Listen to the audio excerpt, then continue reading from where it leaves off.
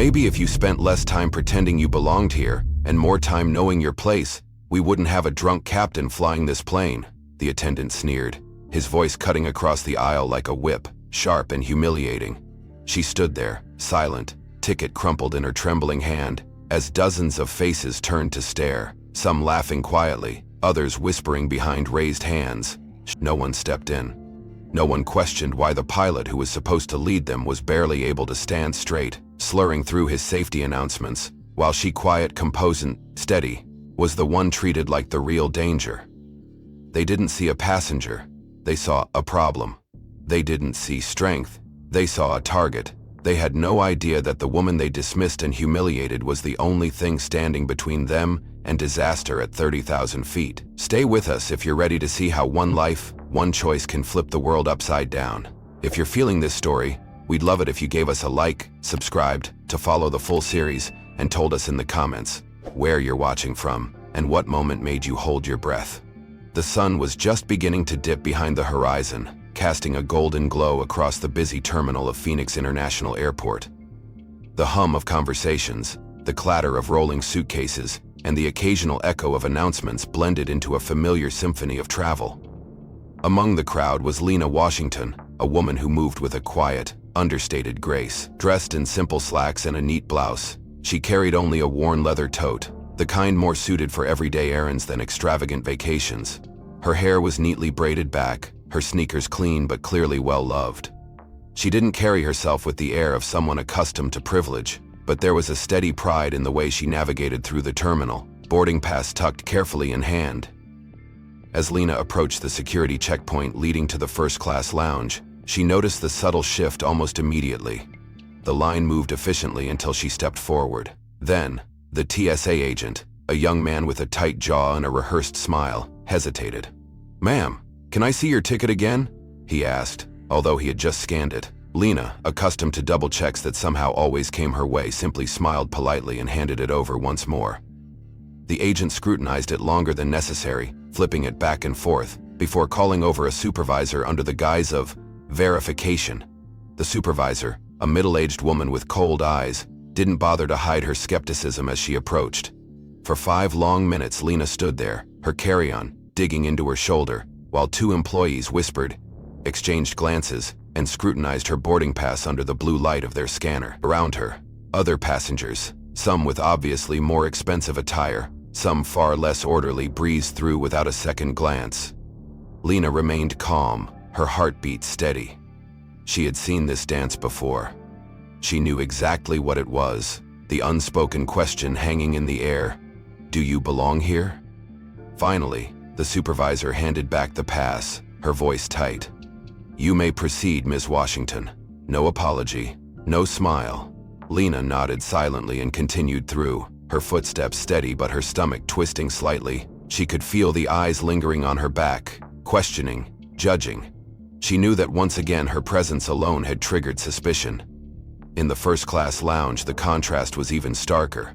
Plush leather seats, ambient jazz music, and attendants offering sparkling water and fine wine created an atmosphere designed for the elite. Traveler lay on the back of the seat near the green door, placing her bag gently beside her. As she settled in, she caught the glance of a suited man 2 tables away. He stared for a moment too long before returning to his newspaper. With a slight shake of his head, she ignored it. She was used to it.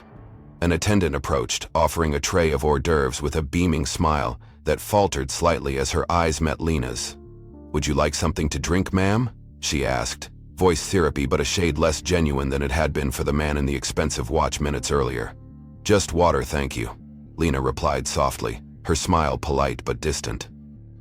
As Lena sipped her water, she opened a small leather-bound notebook, flipping to a page filled with neat handwriting. Flight details, schedules, notes, everything carefully organized. Flying first class wasn't an indulgence for her. It was a necessity this time, a part of her journey toward something bigger, something long overdue. Yet sitting here, under the subtle weight of skeptical glances and forced politeness, she couldn't help but feel like an imposter in a world that was determined to remind her she didn't belong. When the boarding announcement echoed through the lounge, Lena gathered her belongings and made her way toward Gate B12. She joined the first-class boarding line, standing quietly behind a man in a sharply tailored gray suit ahead of her. The gate agent greeted each passenger with a rehearsed smile and effortless efficiency. "Welcome aboard, Mr. Adams. Enjoy your flight, Mrs. Lancaster." But as Lena stepped forward, the agent's smile faltered. "First-class boarding is for premium passengers only, ma'am," he said, a slight emphasis on premium, as if the word itself could somehow disqualify her. Lena didn't flinch. She handed over her ticket, her fingers steady. The agent scanned it, a beat confirming its validity, yet he still hesitated. "One moment, please." He turned to whisper to a colleague, casting quick glances back at her, as if trying to find a loophole, some reason to push her aside. After what felt like an eternity, the colleague simply nodded. Reluctantly, the agent handed back her ticket. "Enjoy your flight," he muttered, the warmth in his voice reserved for someone else. As Lena stepped onto the jet bridge, the sterile, recycled air hitting her face, she drew a deep breath. She could already feel it, the unspoken rules, the invisible boundaries coiling tighter around her. Not loud enough to scream discrimination, but sharp enough to wound nonetheless. She pulled herself taller, moving toward the plane's door, determined to hold on to her dignity no matter what. At the entrance of the plane, the lead flight attendant, Jack Spencer, stood poised like a sentry. His bright smile faded the moment he spotted Lena. She offered her boarding pass, and he barely glanced at it before pasting on a mechanical, professional expression. "Welcome aboard," he said flatly, already turning his attention to the passenger behind her. Lena found her seat 2A by the window. She stowed her bag slowly around her. Passengers trickled in, businessmen in expensive suits, elderly couples comparing travel plans, young professionals immersed in their phones. No one else seemed to get second glances, second guessed, second checked. As the plane began boarding more passengers, Lena caught Jack Spencer whispering to another flight attendant, nodding subtly in her direction. She couldn't hear what he said, but she didn't need to. The tone, the smirk, the pointed glance said it all. Already she had been marked, already assumptions had been made. Stayed quiet, stayed composed, stayed invisible. But deep down, a slow, quiet anger simmered, bubbling beneath the surface, waiting for the moment when she would no longer allow herself to be erased so easily. Lena settled into her seat, adjusting the small blanket that had been provided, her movements careful, precise, so as not to disturb the passengers who now flowed steadily past her. She glanced to her left, where her young son Marcus sat wide-eyed, gripping the armrests with a mixture of excitement and nervousness. His sneakers swung just above the floor, not quite tall enough to tuck the edges of the thin blanket around his small frame. Outside the window, the twilight deepened, casting an amber glow over the tarmac, but inside the cabin the atmosphere was growing increasingly cold, in more ways than one. As the final few passengers settled, Lena pressed the call button above her seat. Moments later, a young flight attendant named Shelley appeared, her polished smile already beginning to fade as she saw who had called her. "Can I help you, ma'am?" she asked, her voice polite but strained. Lena offered her most even tone. "I'm sorry to bother you, but could I please have an extra blanket for my son?" She gestured to Marcus, who shifted under the too small cover, trying to stay warm against the cabin's overly efficient air conditioning. Shelley hesitated, her eyes darting briefly to the rows behind Lena where other families, dressed in designer jackets and polished shoes, lounged comfortably, some with 2 blankets, others even requesting extras for lumbar support. "I'm sorry, ma'am," Shelley said finally, her voice crisp, rehearsed, detached. "Extra blankets are reserved for our premium tier passengers." The words hung heavy in the air, observed and undeniable. Lena blinked, taken aback for a fraction of a second, then smiled thinly, lowering her hand from the call button. "Of course," she murmured, her chest tightening as she smoothed Marcus's blanket again. The child looked up at her, confusion flickering across his young face, but Lena shook her head slightly, the silent signal they had practiced. "Stay calm, stay quiet, stay proud." Shelley pivoted neatly on her heel, her shoulders straight, her professionalism intact, leaving Lena and Marcus adrift among the scattered islands of disinterest. Around them, other passengers barely spared a glance, their focus locked on champagne clutes, glossy magazines, and the warm glow of their screens. Lena felt the sharp, invisible perimeter closing in around her, Each act of refusal another brick in a wall that no one else seemed to notice being built.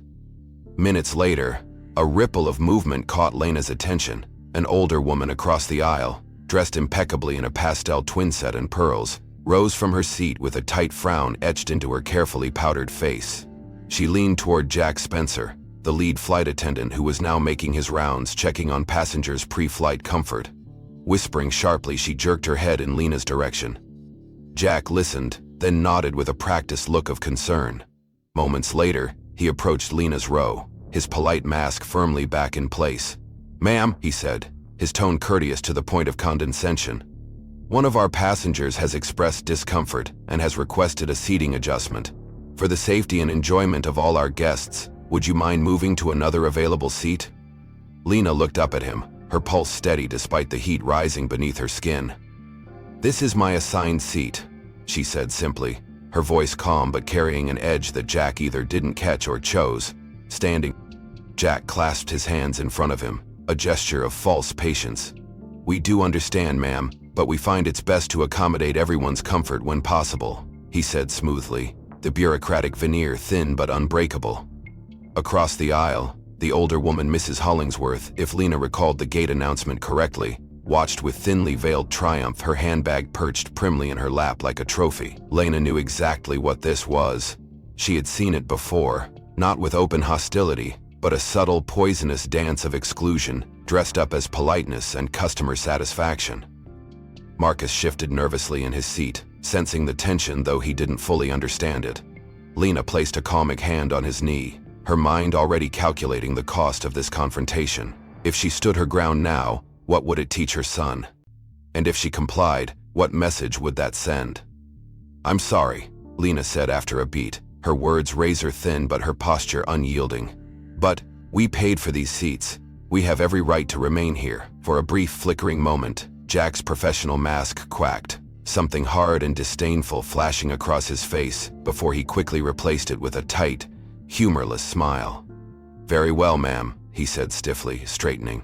"I will inform the concerned passenger that no change will be made at this time." His words were dipped in a frost that made the air feel even colder. As Jack turned to walk away, Lena caught a few words. Hollingsworth, who now sat rigid, her mouth pursed as if she had just tasted something sour. Around them, a few nearby passengers glanced up, sensing the undercurrent but wisely choosing silence over solidarity. The plane continued to fill. Above them, the overhead compartment snapped shut with mechanical finality. Flight attendants bustled up and down the aisles, delivering glasses of wine and adjusting pillows for other passengers with smiles that seemed just a little warmer, a little easier than they had been for Lena and Marcus. As the final boarding call rang out, Lena leaned back against the seat, feeling the weight of dozens of silent verdicts pressing against her from all sides. She adjusted Marcus's seatbelt, brushing a hand against his hair. The boy leaned into her touch, trusting, unaware of the thousand tiny judgments being made around them. Somewhere near the front, Jack Spencer laughed softly with a pair of businessmen. His earlier coldness toward Lena evaporated in the easy camaraderie of assumed equals. Lena turned her face back toward the window, hiding the tightening in her throat. She focused instead on the distant horizon, where the last sliver of sun was sinking beneath the edge of the earth, a reminder that no matter how dark things seemed now, morning would eventually come. But before the light could return, Lena would have to endure the gathering storm inside this cabin. A storm that was only just beginning to rise. The cabin lights dimmed slightly as the final preparations for takeoff began, casting the first-class section into a soft, muted glow. Lena leaned back into her seat, pulling Marcus's small blanket higher to shield him from the cool drafts seeping through the window seams. She glanced down at her mind drift into the familiar comfort of notes, plans, and quiet contemplation. Marcus was finally dozing off beside her, his breathing steady and deep. Lena allowed herself to relax, if only slightly, soaking in a brief moment of peace amid the silent tension swirling invisibly around her. She kept her head low, eyes focused on her notebook, demanding no trouble to survive this flight with dignity intact. But even silence, even stillness, was not enough. A shadow fell across her tray, tables chagrined, so to speak, Spencer returning, accompanied this time by another flight attendant, a younger man with a buzz cut and a rigid posture. He carried a sleek leather folder under one arm, the kind used for official airline documents. Jack's smile was tight, his tone syrupy smooth but unmistakably sharp underneath. "Miss Washington," he said in a voice loud enough for nearby passengers to hear without appearing overly aggressive. "Could I trouble you for just a moment? We have a quick form that requires your signature. It's standard procedure in certain cases to ensure passenger cooperation during the flight." Lena blinked, confused, her pen pausing halfway across the page she had been filling. "I'm sorry," she said carefully. "But I haven't done anything wrong." Jack chuckled, a sound devoid of any real amusement. "Of course not, ma'am. It's purely procedural, just a precaution. You understand, we have to ensure everyone's comfort and safety." His words dripped with the same false kindness she had heard countless times before, the kind that wasn't offering her a choice but dressing up a command to look polite. The younger flight attendant, whose name badge read Mason, placed the leather folder neatly on Lena's tray table, flipping it open to reveal a document titled Passenger Conduct Agreement. Lena's stomach twisted as she scanned the text. It outlined a series of behavioral expectations. No disruptions, standard, enough on the surface. But what stood out was the implication that she, simply by sitting here, represented a threat needing to be preemptively managed. Her signature was requested at the bottom, a neat blank line waiting for her reluctant compliance. Around her, the nearby passengers had grown suspiciously still, their conversations dipping to hushed whispers, their curious glances peeking over screens and newspapers. They weren't going to intervene, she knew. They weren't going to question why a quiet black woman, seated peacefully with her child, was being singled out for extra paperwork. No, they would assume there must have been a reason. They would assume the airline was just doing its job. Lynette inhaled slowly, steadying her trembling hands beneath the table where no one could see. She considered refusing, demanding an explanation, escalating the situation. But Marcus stirred slightly beside her, murmuring in his sleep, and the decision was made. For him, she would choose the path that cost the least in the short term. For now. Without a word, she picked up the pen Jack had offered, signed her name in tight, punctual cursive, and closed the folder with a soft, definitive snap. Mason collected it promptly, offering a clipped, professional nod before retreating down the aisle. Jack lingered for a heartbeat longer, as if savoring some private victory, then followed suit, leaving Lena alone again with the lingering taste of humiliation burning at the back of her throat. The seatbelt signs pinged off moments later, and the meal service began. Lena didn't expect much. She rarely did on flights, where first-class dining was more about appearances than substance. But when Mason returned with a tray, his steps brisk and efficient, something about his too bright smile set her on edge. It was a flourishing everything. "Here you are, ma'am. Your meal selection," he said loud enough to catch the attention of those seated nearby. Lena lifted the silver dome covering her plate and immediately smelled the difference. While the other first-class passengers were being served delicate steaks, roasted vegetables, and artisan breads, her tray contained a rubbery sandwich, a few wilted lettuce leaves, and a bruised apple. She stared at it, stunned for a moment, then looked up at Mason, who maintained his professional grin, but whose eyes held a glint of something colder, more deliberate. "Excuse me," Lena said softly, mindful of Marcus still sleeping beside her. "I believe there's been a mistake. This isn't the meal I ordered." Mason's smile widened. It appears there was a mix-up with the economy meal service. He gave a theatrical shrug as if to say, "What can you do? Unfortunately, we're fresh out of our premium selections." Around them, forks paused mid-air. Drinks halted halfway to lips as nearby passengers tuned in, pretending not to eavesdrop. Lena clenched her hands in her lap, feeling the burn of a dozen unspoken accusations gathering like storm clouds above her.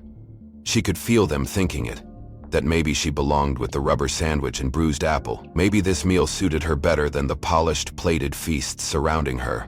She wanted to argue, to demand the meal she paid for, but something inside her, something old and tired, warned against it.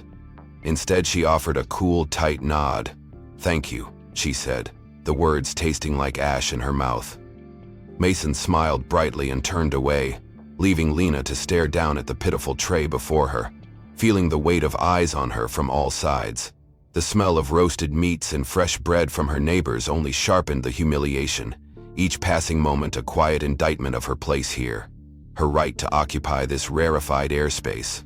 She picked up the sandwich with trembling fingers, took a mechanical bite, chewing past the dry bread and rubbery meat as if by doing so she could somehow erase the moment, somehow pretend it didn't matter. Outside the window, night had fully fallen, and the sky was a deep, endless black, mirroring the cold emptiness settling inside her chest. Marcus shifted in his sleep, and Lena smoothed the blanket around him again, her movements automatic, mechanical, as if clinging to this simple act of care could anchor her against the rising tide of anger and sorrow. She knew this flight was far from over. She knew that the worst was yet to come. The cabin had sunk into a heavy silence after the meal service, broken only by the occasional clink of glassware or the low hum of the engines outside. Lena sat rigid in her seat, the remnants of her untouched meal pushed as far away from her as the tiny tray allowed.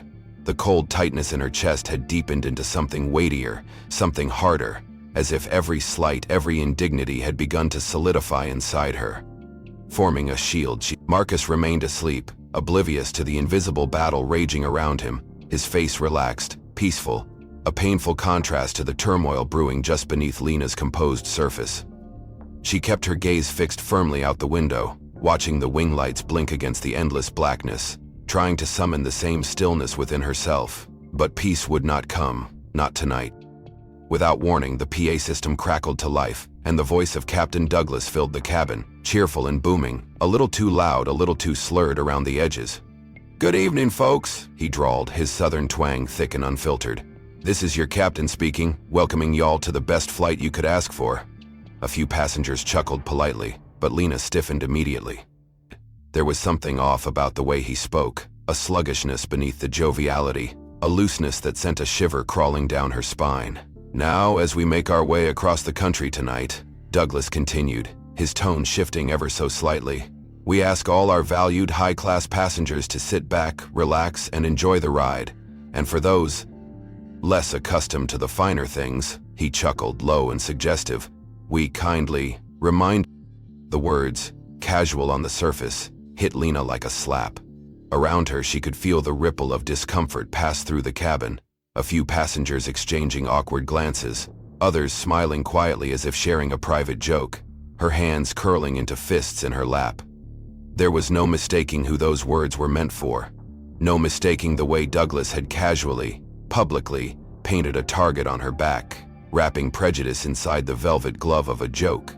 She forced herself to breathe evenly, to stay still, but her mind raced, cataloging every sign, every red flag that had been waving from the moment she entered the terminal.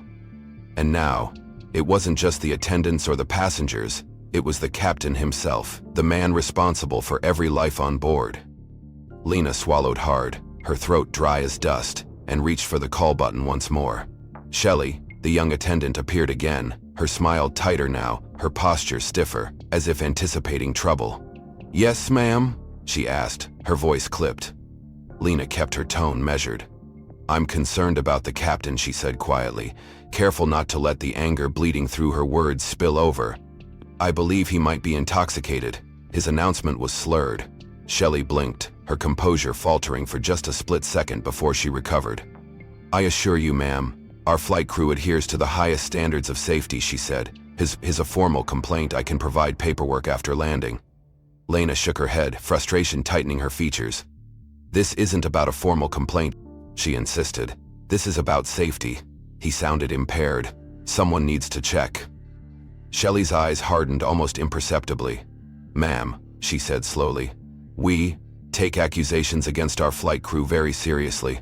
If you continue to make baseless allegations, I'll be forced to escalate this matter under our disruptive passenger policy." The threat hung between them, heavy and unmistakable. Disruptive passenger, the label that could justify anything: detainment, removal, even criminal charges upon landing. Lena's mouth opened, then closed again. She saw the trap laid out clearly now. Say one more word, and she would become the problem, not the drunken captain risking all their lives. Shelley didn't wait for a response. She straightened, smoothing her uniform with a sharp tug, and retreated down the aisle, her heels clicking briskly against the carpet. Lena sat frozen, rage and helplessness warring inside her, feeling the stakes beginning anew from the other passengers. To them, She was no longer just out of place. She was now, officially, in trouble. The thought nearly suffocated her. She turned back to the window, willing herself invisible once again, but the gnawing certainty would not be silenced. Douglas was drunk. Douglas was flying this plane drunk, and no one, not a single soul on this aircraft, was going to stop him. Minutes ticked by like hours, each second stretching Lena's nerves tighter, thinner, closer to breaking. The cabin lights dimmed further for the overnight leg of the flight, plunging the space into a heavy twilight, but Lena could not sleep, could not even close her eyes. She sat rigid, staring into the darkness beyond the window, listening for every change in engine pitch, every shift in the plane's equilibrium, half expecting at any moment for something terrible to happen.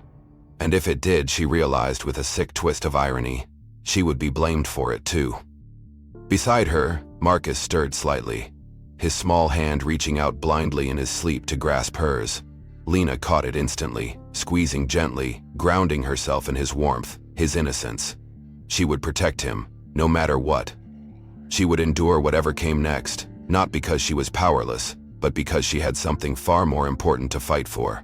She closed her eyes briefly, not in rest but in prayer, a whispered promise to herself and to the son she had sworn never to let down. But somewhere deep in the back of her mind, another promise was forming too, colder and sharper. The next time they pushed her, the next time they dared to humiliate her or endanger her child, she would not stay silent. She would not fold quietly into the background. She would fight, and that fight was closer than anyone on board could yet imagine. The cabin remained bathed in muted darkness, but for Lena, the world inside seat 2A had shrunk to a razor's edge of hyper-awareness. Every creak of the overhead bins, every murmured exchange between flight attendants felt amplified, unnatural, like the crackling static before a lightning strike. Her hands, wrapped protectively around Marcus's, had stopped trembling, replaced now with a stillness far more dangerous. The stillness of a woman who had decided, deep in her marrow, that she would not let this go unchallenged. Yet even as she steeled herself for whatever retaliation might come, the system around her was already moving to ensure that she had no options left. Shelley, the young flight attendant with the soft voice and fleeting hints of humanity, passed by their row again, her tray empty, her eyes darting nervously toward Lena before skittering away like a guilty child. Lena caught it instantly, the hesitation, the uncertainty, the silent plea for help wrapped in a glance. She could see it plain as day. Shelley knew something was wrong. Shelley wanted to act. Moments later, as Lena pretended to thumb through a magazine she wasn't reading, Shelley reappeared, crouching briefly beside Lena's seat, under the pretense of adjusting something in the overhead bin. Her voice was barely a whisper, so low Lena could scarcely hear it above the hum of the engines. "Ma'am," Shelley murmured, her face as something happened. "Stay calm. There are people watching you very closely. They're setting you up." Lena's heart tightened in her chest, the truth in Shelley's words confirming every terrible instinct she had fought to suppress. She inclined her head the barest fraction, acknowledging the warning without speaking, without giving anyone observing a reason to escalate further. Shelley lingered a second longer, then rose smoothly and disappeared into the galley, swallowed by the long aisle like a ghost. But Shelley's small act of rebellion did not go unnoticed. Barely 5 minutes later, Jack Spencer strode purposefully toward the galley, his stride brisk, his expression carefully blank. Lena watched him out of the corner of her eye, muscles tensing as he pulled Shelley aside, shielding their conversation behind the thin curtain that separated first class from the service area. Though she couldn't hear the words, Lena didn't need to. The stiff set of Shelley's shoulders, the way her hands fluttered anxiously at her sides, the sharp jut of Jack's pointing finger, it was all too clear. Jack was issuing an order, not a request. And Shelley, after a few moments of helpless protest, nodded stiffly, her face pale and defeated. When Jack returned to the cabin, his gaze brushed over Lena like a cold blade, impersonal and cutting. Shelley did not return. Instead, a new attendant appeared, a tall, broad-shouldered man with a military buzz cut and an impassive face, wearing a name tag that read, Derek. He carried himself with the heavy-foot authority of someone brought in not to serve but to control. Lena felt her stomach turn as the plane Shelley had been removed from play, and in her place stood another piece of the machine, ready to ensure compliance at any cost. The next move came swiftly. Derek approached Lena's seat, clipboard in hand, his voice loud enough for the nearby rows to hear. "Ms. Washington," announced, "due to ongoing concerns about passenger cooperation, and in the interests of maintaining a safe and orderly cabin environment, we're requesting that you accompany us to a designated seating area for monitoring." Lena blinked slowly, the words washing over her with the surreal detachment of a nightmare. She knew what they were doing. They were manufacturing justification to isolate her, neutralize her. For Marcus's sake, Lena bit back every furious retort burning on her tongue. She gently unbuckled his seatbelt, lifting him into her arms as he stirred, mumbling sleepily. Without a word, she rose, nodding coolly at Derek, refusing to give them the spectacle they so clearly wanted. Passengers turned to stare as she was led down the narrow aisle, whispers trailing in her wake like smoke. Some watched with idle curiosity, others with thinly veiled satisfaction, but none spoke in her defense. Derek guided her toward the rear of the plane, past the business class section, past the mid-cabin galley, until they reached a small, windowless compartment adjacent to the crew rest area. It was barely larger than a closet, outfitted with a jump seat bolted to the wall and a few emergency supplies. Without ceremony, Derek gestured for her to step inside. "Please remain here for the duration of the flight," he instructed flatly. "For your safety and the safety of—" Lena stepped through the threshold, cradling Marcus against her shoulder, feeling the humiliation seep into her bones like cold water. She turned just in time to see the door click shut behind them, the sound impossibly loud in the small space. No lock, of course. That would be illegal. But the message was clear. She was not free to move about the cabin. She was not free, period. She had been caged without bars, imprisoned without charges, condemned without a trial. Marcus whimpered quietly, his small fingers fisting in the fabric of her shirt. Lena rocked him gently, murmuring soft realities she could not shield herself from. The compartment smelled faintly of antiseptic and metal, the recycled air stale and oppressive.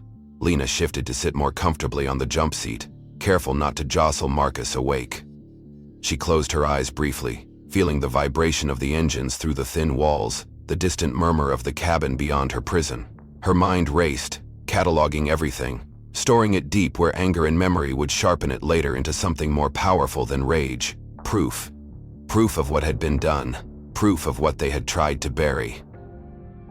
Outside the thin door, life aboard the plane continued, indifferent and oblivious. Drinks were poured. Movies flickered across seatback screens. Flight attendants smiled and joked with passengers who looked like they belonged. But in this tiny, forgotten space, Lena sat silent and unseen, a living testament to everything the world still refused to acknowledge. And somewhere deep inside her, something ancient and relentless and unbreakable stirred, readying itself for the moment it would no longer stay silent. The walls of the cramped technical compartment seemed to close in tighter with every passing minute, the recycled air growing heavier, the vibration of the engines growing rougher under Lena's tense body. She could feel it, subtle at first but unmistakable, a series of uneven tremors rippling through the fuselage, as if the plane itself were trying to warn her of what the humans aboard refused to acknowledge. Marcus stirred fitfully against her chest, sensing his mother's rising anxiety even in sleep. Lena pressed a kiss to his forehead, murmuring soft reassurances that tasted hollow against the dry air. Another jolt rattled the seat beneath her, harder this time, sharper, drawing a gasp from someone just outside the thin door. She sat bolt upright, all her instincts screaming that something was wrong, something far beyond bureaucratic cruelty or racial prejudice, something existential, immediate, deadly.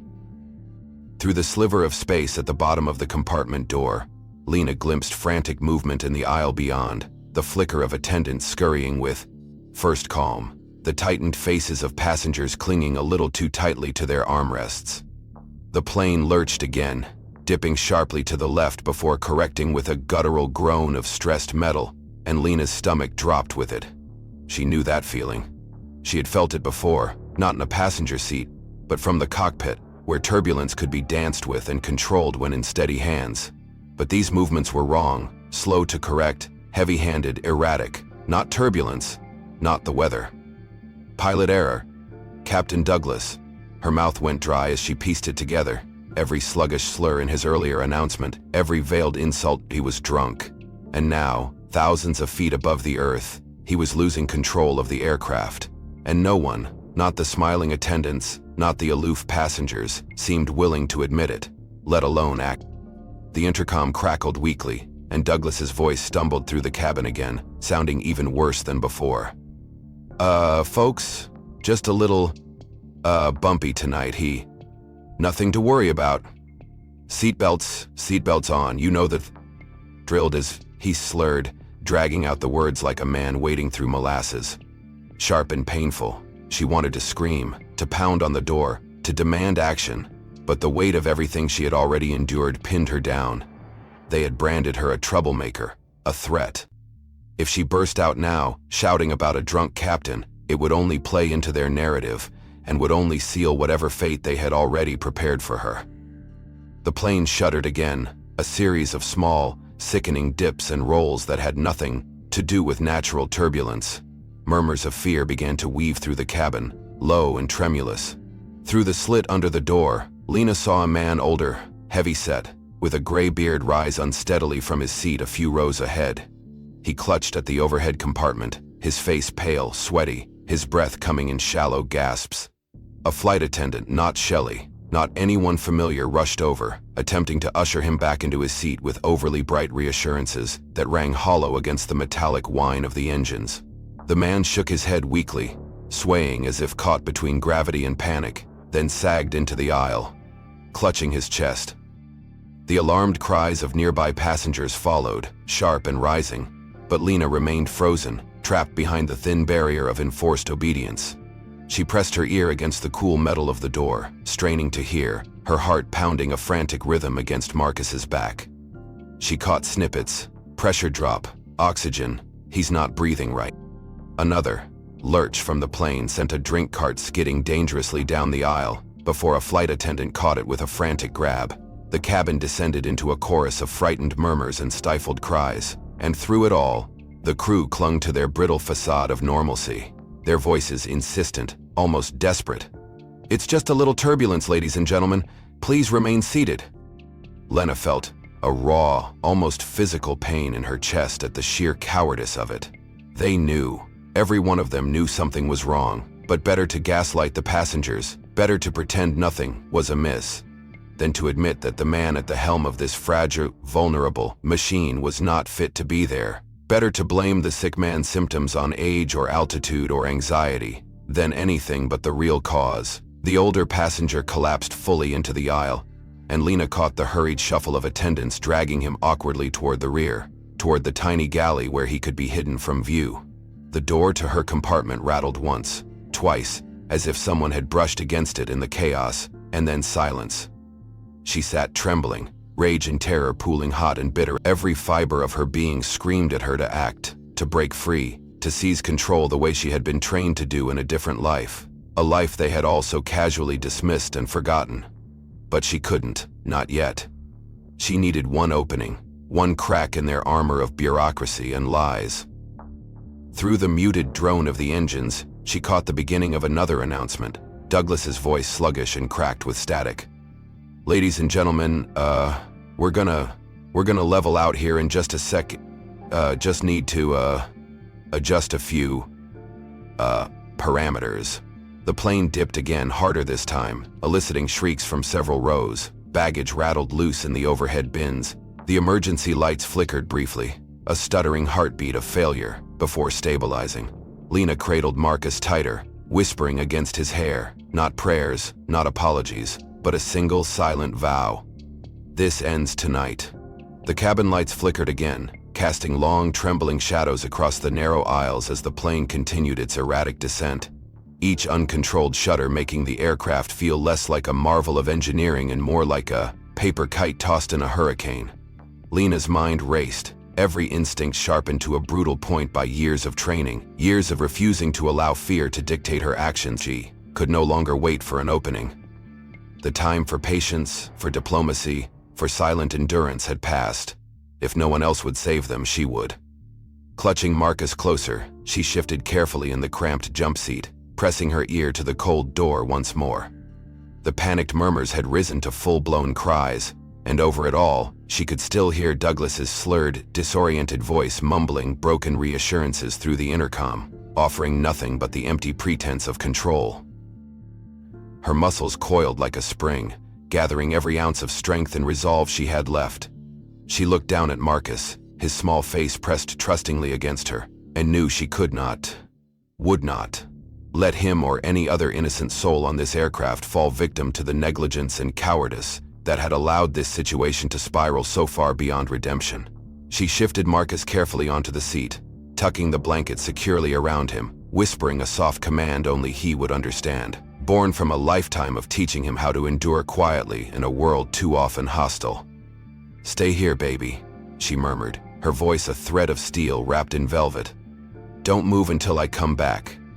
She rose with a fluid, purposeful motion, planting her feet wide to counteract the plane's uneasy lurches. One hand on the door handle, the other bracing against the wall. She took a deep breath and ripped the door open with a force that sent it slamming against the bulkhead. The sudden noise drew gasps from the nearest passengers, heads snapping around in startled alarm, their expressions a mixture of fear, confusion, and something uglier, the reflexive suspicion they had been conditioned to feel whenever someone like her broke the unspoken rules of compliance. But Lena didn't give them time to react, didn't give the crew time to intercept her. She stepped boldly into the aisle, her voice slicing through the cabin with the clarity and authority of a gunshot. "Emergency outscope 77Z Bravo Bravo," she barked, her words carrying over the din with the unmistakable cadence of command, the tone of someone accustomed not to asking for permission, but to being obeyed without question. The effect was instantaneous. Conversations died mid-sentence. Flight attendants froze where they stood, their mouths slack with shock. Even the passengers, so quick to judge and dismiss her before, now gaped in stunned silence, their instincts struggling to reconcile the image of the quiet, demure woman they had ignored with the force of nature standing before them. Lena didn't hesitate. She moved down the aisle with grim determination, her posture radiating a lethal professionalism honed over years of life-or-death decisions. At the front of the cabin, Jack Spencer stepped into her path, his hand raised in a weak, trembling attempt at authority.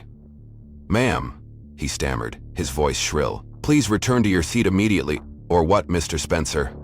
Lena snapped, stopping mere inches from him, forcing him to either meet her gaze or look away in shame. "Or you'll accuse me again of disrupting the flight?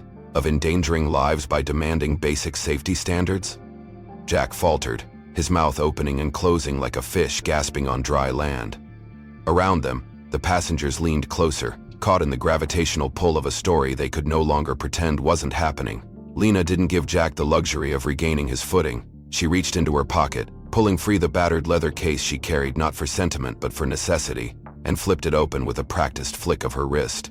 Inside gleamed the unmistakable insignia of the United States Air Force, stamped in gold above the worn ID photo of a younger, sterner Lena Washington in full flight uniform. "Captain Lena Washington," she declared, her voice a whip crack across the stunned faces before her. "Former USAF combat transport pilot, 12 years active duty, 3 tours overseas, certified on aircraft ranging from the C-733. The revelation rippled through the cabin like a physical force, shattering whatever thin veneer of superiority the crew had wrapped themselves in. Whispers rose in their wake, fragmented and disbelieving.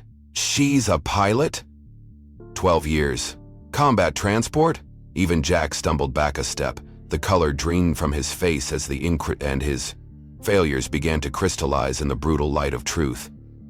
"I am invoking emergency override under Federal Aviation Protocol," Lena continued, her voice unwavering, "which grants any certified pilot the authority to assume command in the event that the current flight crew is incapacitated or poses a direct threat to passenger safety." Her gaze swept the first-class cabin, pinning each flight attendant in place, daring them to contradict her. "Your captain is intoxicated, your lives are in danger, and unless you want this aircraft to become a headline for the wrong reasons, you will stand down and let me do what I was trained to do." For one agonizing moment, no one moved. No one spoke. The tension hanging so thick in the cabin it seemed to warp the very air. Then, like a dam breaking, the atmosphere shifted. Several passengers nodded, voices rising in tentative agreement. "Let her through," one said. "She knows what she's doing," another chided, inside. And after that one, the dam torn out. Derek, the brute who had replaced Shelley, stepped forward as if to block her path, but Lena leveled him with a glare so fierce, so commanding, that he hesitated, then stepped aside without a word.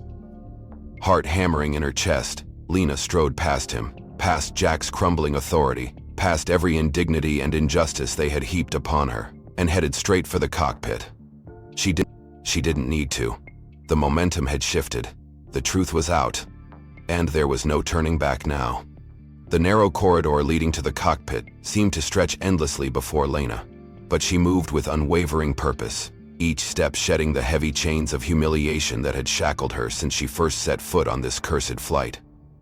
Behind her, the stunned silence of the passengers gave way to a rising tide of whispered prayers and tentative hope, a fragile thread connecting their fates to the woman who now strode toward the heart of their salvation. At the cockpit door, Lena paused for the barest fraction of a second, her hand steady on the latch, her mind racing through every emergency protocol she had ever drilled into muscle memory, every contingency planned for but prayed never to encounter. She rapped twice, sharp and authoritative, then spoke in the clipped formal cadence of a seasoned ally. "This is Captain Lena Washington. Under Emergency Aviation Code 7 Alpha Bravo Bravo, I am requesting immediate access to the flight deck." For a heartbeat, there was only static crackling from the overhead speakers. Then, miraculously, the reinforced door buzzed. There she swung it open and stepped inside. The sight that met her confirmed every fear that had been clawing at her chest for the past hour. Douglas slumped in the pilot's seat, his uniform disheveled, his head lolling loosely on his shoulders as he struggled to focus on the blinking lights and urgent alarms filling the small, claustrophobic space. His co-pilot, a pale, sweating man who looked barely out of training school, hovered uselessly, his hands fluttering over controls he clearly no longer trusted himself to manage. The air inside the cockpit reeked faintly of alcohol and desperation. Douglas turned sluggishly toward Lena, squinting as if trying to bring her into focus. "Who the hell are you?" he slurred, fumbling at the yoke with one unsteady hand. Lena stepped forward, her stance wide, voice cutting through the oppressive tension like a blade. "Captain Lena Washington, former USAF, certified combat pilot. Under Emergency Aviation Code, I am relieving you of command due to incapacitation." She reached past him without hesitation, fingers flying over the control panel, stabilizing the pitch and trim settings with practiced precision. The co-pilot gawked at her for a moment, caught between duty and fear, but the overwhelming certainty radiating from Lena anchored him. "Help me level her out," she ordered crisply, and he obeyed without question, his hands suddenly sure under her direction. Working together, they wrestled the plane back to a safer trajectory, the nose lifting slightly, the ominous tilt of the cabin easing into blessed equilibrium. The passengers, feeling the change without understanding its source, began murmuring in relief, the tension in the air slackening just a fraction. Lena grabbed the headset from the co-pilot's console, slipping it over her ears with practiced ease. "Denver Center, this is Flight 227, emergency override in effect. Captain, incapacitated. This is Captain Lena Washington, assuming temporary command. Requesting emergency landing clearance. Do you copy?" Static crackled for a moment, stretching unbearably long, before a clear, authoritative voice responded. "Flight 227 Denver Center, copy that. Emergency override verified. Captain Washington, you are authorized to assume command. Prepare for an expedited landing approach. Runway 16 out cleared. All emergency services are standing by." Relief nearly buckled Lena's knees. There would be time for emotion later. Now, there was only the mission. She toggled the intercom, her voice steady and calm as it filled the cabin. "Ladies and gentlemen, this is Captain Lena Washington speaking. We are experiencing a temporary situation on the flight deck, but I want to assure you that everything is under control. We will be making an emergency landing shortly. Please remain seated, keep your seatbelts fastened, and follow all crew instructions. Thank you for your cooperation." The co-pilot, finally regaining his composure, moved efficiently under Lena's direction, helping to configure the aircraft for descent. Douglas mumbled something incoherent, struggling weakly in his seat, but Lena ignored him. He was no longer a threat. He was nothing more than another obstacle overcome, another symbol of the rot she had fought her whole life. With a series of swift, precise adjustments, Lena guided the plane into its final approach, the city lights of Denver sprawling out below them like 1,000 shimmering promises. As the wheels kissed the runway with a jarring but controlled thud, A ripple of stunned silence swept through the cabin, broken only by the faint, almost involuntary sobs of passengers who hadn't realized until now how close they had come to Lena brought the plane to a safe taxi speed, guiding it toward the waiting emergency vehicles with the steady hand of a professional who had spent her life navigating storms, both literal and metaphorical. When she finally toggled off the engines, the cabin erupted in applause, raw and ragged and breathtakingly real. It wasn't the polite clapping of grateful customers. It was the cathartic roar of human beings who had glimpsed death and been delivered back into life by the unlikeliest of saviors. Lena sat back for a moment, letting the sound wash over her. Not as validation, she didn't need their approval, but as confirmation that her choice to stand, to fight, to reveal herself, had been the right one. She removed the headset slowly, rising from the pilot's seat, her legs aching with tension and fatigue. She turned toward the cabin door, where a growing crowd of passengers and crew clustered, their faces a kaleidoscope of awe, shame, gratitude, and something deeper. The first fragile seeds of understanding. Lena met their gazes without flinching, her chin lifted, a living refutation of every lie they had been taught to believe about who deserved to lead, to save, to be seen. But the battle was not yet over. The engine's whine faded into a low rumble as the aircraft rolled to a stop near the cluster of flashing red and blue lights that bathed the tarmac in urgent color. Lena remained standing at the threshold of the cockpit, her shoulders straight, her uniform simple but commanding, her presence undeniables. Outside the windows, emergency vehicles swarmed, fire trucks and ambulances forming a protective perimeter around Flight 227 as if cradling a wounded animal. But this was not a rescue for a broken machine. It was an extraction. It was justice arriving on swift, merciless wings. Before the passengers could even fully unbuckle their seatbelts, the front door of the aircraft swung open with a pneumatic hiss, and the jet bridge was attached in record time. Lena caught the first glimpse of the figures ascending the ramp's stern, men and women in dark jackets marked with the sharp, unmistakable insignia of the FAA and Federal Marshals Service. Their faces were grim, efficient, already scanning the cabin, already zeroing in on their target. Orders barked into radios crackled through the air, slicing through the stunned silence that had gripped the passengers. One marshal, a tall woman with ice-gray eyes, stepped onto the plane first.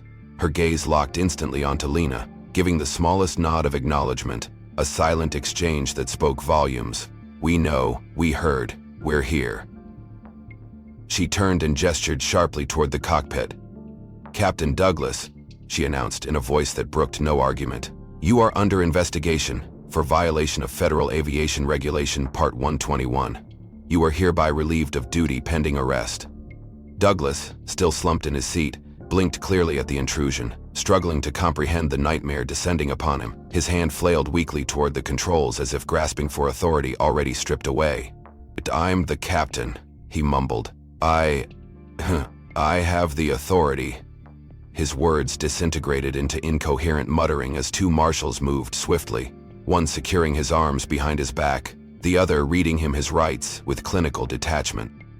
The click of handcuffs locking into place echoed through the cabin like a gunshot, drawing gasps and murmurs from the passengers, who now leaned into the aisles, craning their necks to watch the downfall of the man they had trusted, or at least tolerated only hours before.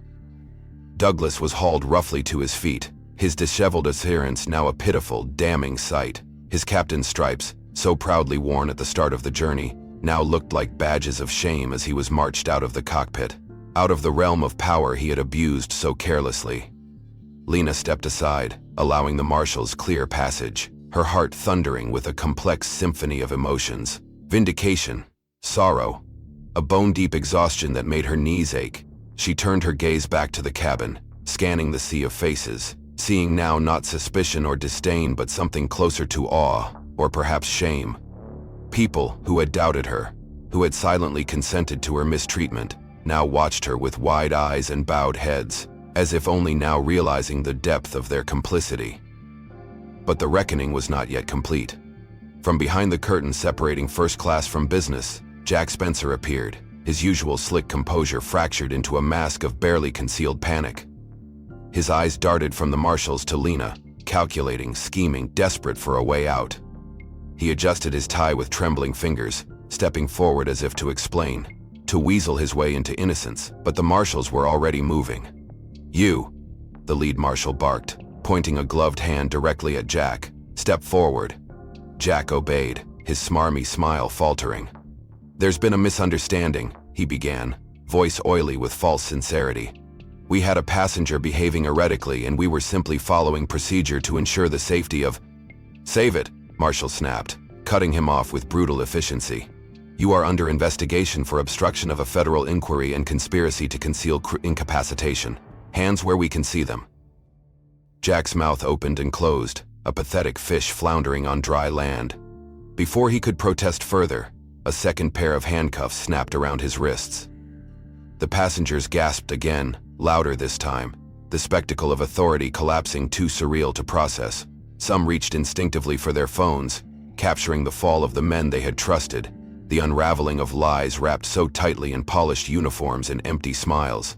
And then, from the business class galley, Mason appeared, dragging his feet like a man walking to his own execution.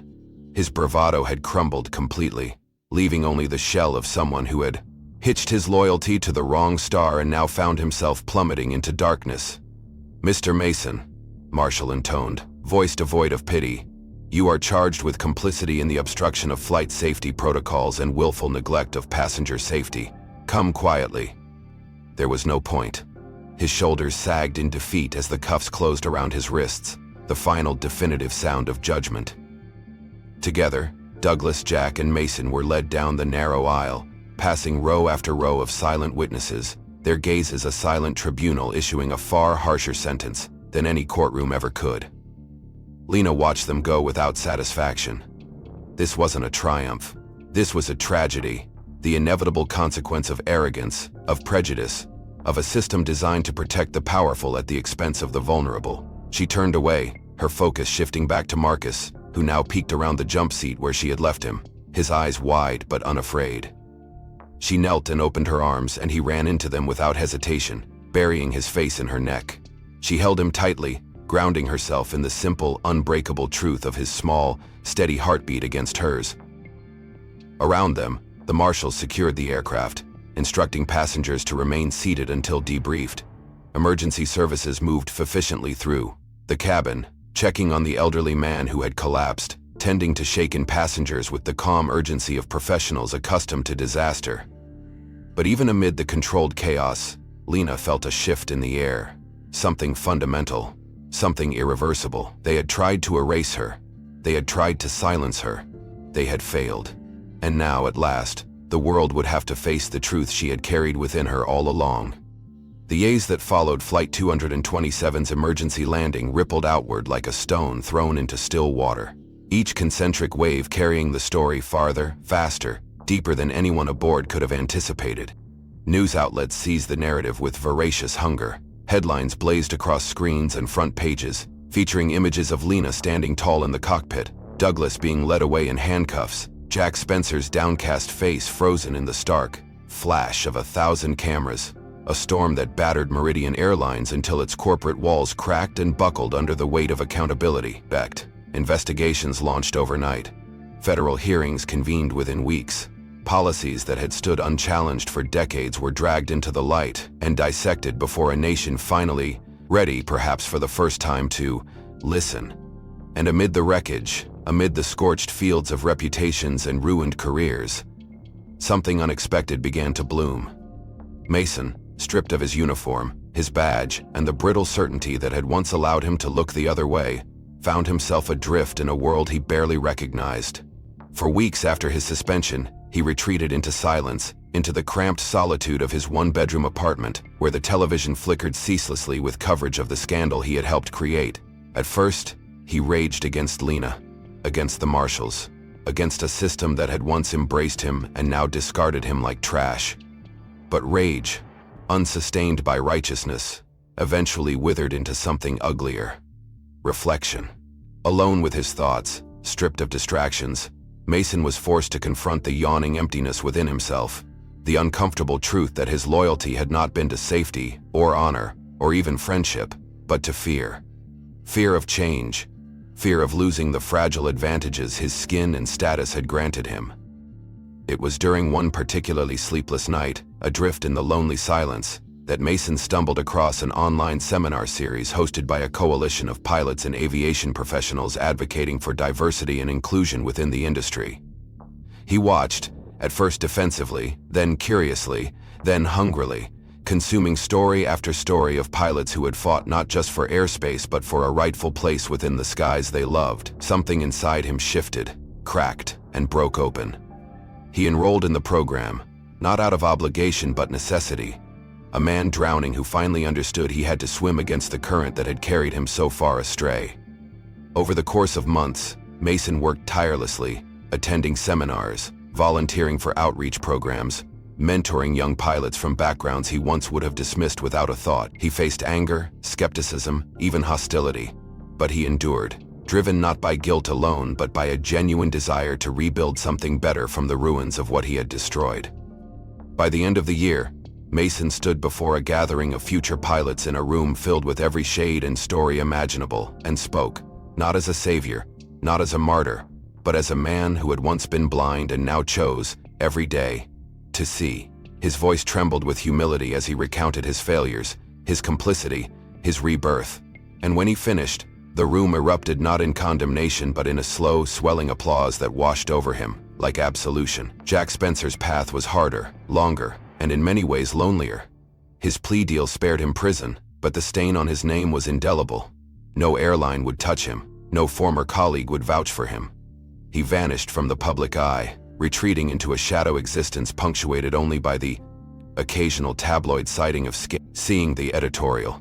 For months, he drifted, bitter and broken, convinced he was the true victim clearing the execution as fire. It was not until he received a letter, handwritten, careful, brutal in its honesty, that the slow thaw began. The letter was from the father of a young black woman who had once dreamed of becoming a pilot but had given up after being humiliated during a training assessment, eerily similar to what Lena had endured. The father did not curse Jack, did not threaten or accuse. He simply wrote of the cost, of the brilliance lost, of the dreams deferred, and ended with a simple plea: do something better with the time you have left. The words haunted Jack, gnawed at him in the quiet hours when there was no one left to lie. Slowly, painfully, he began to research, to reach out, to listen. He liquidated what remained of his savings, sold the last of his investments, and founded the Aviation Equity Foundation, a nonprofit dedicated to providing scholarships, mentorship, and advocacy for aspiring pilots from underrepresented backgrounds. He did not put his name on the letterhead. He did not give interviews. He worked in the background, tirelessly and anonymously, building something he could never fully redeem himself through, but that might in some small way tip the scales he had once so arrogantly weighted. On the first day the foundation opened its doors, Jack stood in the back of the room, unnoticed by the young men and women who poured through the entrance, their eyes bright with dreams he could no longer claim. He watched as they laughed, as they planned, as they dared to believe in a future his generation had too often denied them. And for the first time in years, he felt something crack open in his chest, raw and painful but real. Hope. Back at home, Lena Washington sat on the porch of her modest house, Marcus curled against her side, the warm hum of evening cicadas filling the air. She watched the sky darken to velvet, stars pricking the heavens like promises, and felt a profound, bone-deep peace settle over her. She had not sought fame, or vengeance, or validation. She had simply done what needed to be done, and in doing so, she had cracked open a door that others could now walk through. Justice, she knew, was not a destination. It was a path, winding and narrow and sometimes almost unbearably steep. But tonight, for the first time in a long time, the path felt just a little wider, a little brighter, a little more certain. And for Lena, and for all those who would come after, that was enough. Before we continue with more incredible stories, take a second to support this journey. If you're enjoying this experience, make sure to hit the like button and subscribe to stay connected. We'd love to hear from you. What was the moment in Lena's story that struck you the hardest? And where in the world are you watching from today? Share your thoughts in the comments below. Your voice helps us bring more powerful stories to life.